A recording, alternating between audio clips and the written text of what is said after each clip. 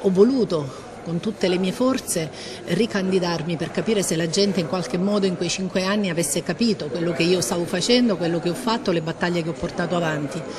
Ho avuto contezza che la gente aveva capito. Mi sento responsabile dei 43 comuni della nostra provincia, perché in ogni comune ho avuto un diciamo così, apprezzamento che mi ha consentito una larga vittoria, e quindi la mia provincia mi sta a cuore come territorio, come necessità, come esigenze, partendo dalla sanità, dalla disabilità, passando attraverso l'occupazione, il lavoro. L'acqua, la vicenda dell'acqua che da noi è una vicenda annosa, e quindi tutto quello che può in qualche modo risollevare e dare risposte. Sì, l'approccio è sicuramente un approccio fattivo e concreto, come nelle mie corde, venendo dalla pubblica amministrazione e conoscendo insomma una serie di problematiche che attanagliano, voglio dire, la regione, ma anche e soprattutto la provincia di Agrigento, dove sono stato eletto. È chiaro che è una legislatura nella quale dobbiamo fare un gran lavoro, a mio modo di vedere, per riuscire a rimettere in moto non solo la macchina burocratica amministrativa, ma anche a rimettere in moto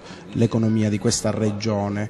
Una macchina burocratica amministrativa è una regione che onestamente risulta ad oggi impantanata in una palude, è stata impantanata in una palude per qualche anno, e che occorre con grande forza e energia e con idee e con innovazione riuscire a fare muovere e portare su un binario corretto. Sicuramente non è come il primo giorno di scuola, però è inevitabile il fatto che un po' di emozione ci sta anche.